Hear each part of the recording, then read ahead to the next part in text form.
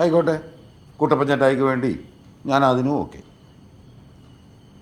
ഒരു നാട്ടുകടപ്പ് വെച്ച് പറയാന്നേൽ തോട്ടം ജോമോന്, കടയും മുണ്ടക്കയത്തെ സ്ഥലവും ജെയ്സന്, പിന്നെ ഇളയ മോനെന്ന നിലയ്ക്ക് ഈ വീടും പറമ്പും ജോജിക്ക്.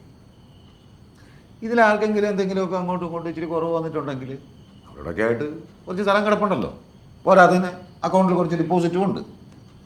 പിന്നെ കാനറ ബാങ്കിലെ ഒരു FD ഇല്ലേ, അത് പോപ്പിക്ക് കൊടുക്കണമെന്നാണ് കേട്ടോ കുട്ടപ്പച്ചേട്ടായിക്ക്.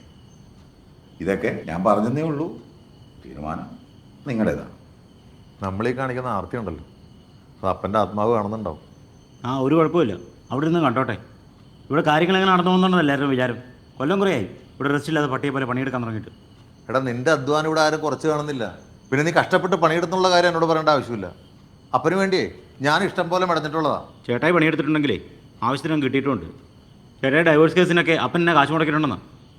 മോനെ ജയ്സ, നീ ഇതിനൊക്കെ ഒരു ബുക്ക് വെക്കണ്ടായിരുന്നുള്ള കാര്യം ചേട്ടായി അറിഞ്ഞില്ല കേട്ടാ. വെച്ചിട്ടുണ്ട്.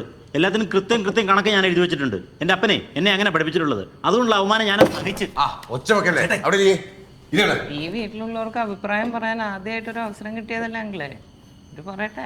നമ്മളോട് കൂടിയിരിക്കുന്നത് സംസാരിക്കണം. സംസാരിക്കാൻ ഒന്നുമില്ല ചേട്ടായി. എനിക്കും എൻ്റെ മകനും ഒന്നും കിട്ടിയില്ലെങ്കിൽ കുഴപ്പമില്ല. തൽക്കാലം ഈ വീട്ടിലൊരു വീതം വെപ്പിൻ്റെ ആവശ്യമില്ല. ആണ്ട് കഴിയട്ടെ. ചേട്ടായി ഒന്ന് ചേട്ടായി ഒരു കാര്യം മനസ്സിലാക്കണം. അപ്പനെ ആശുപത്രി കൊണ്ടുപോയാൽ ഇവിടുന്ന് വരെയുള്ള ഇവിടുത്തെ മുഴുവൻ ചിലവുകളും നടത്തിക്കൊണ്ടിരിക്കുന്നത് ഞാനാ. ബിൻസിയുടെ പേരിൽ FD പൊട്ടിച്ചിട്ടും അവിടെ നിന്ന് ഇവിടുന്നൊക്കെ തിരിച്ചു മറിച്ചൊക്കെ ഞാനിതൊക്കെ കൈകാര്യം ചെയ്തുകൊണ്ടിരിക്കുന്നത്. ചേട്ടായി ഒരു പടക്കാരനായിട്ട് ഇവിടെ വന്നായിരുന്നല്ലോ, അവനൊരു സെറ്റിൽ ചെയ്ത് ഞാനാ. എന്നിട്ട് ഇപ്പോൾ പള്ളിക്കാരുടെ നാട്ടുകാരെല്ലാം വായിരിക്കുന്ന പലതും ഇവിടെ കേൾക്കുന്നുമുണ്ട്.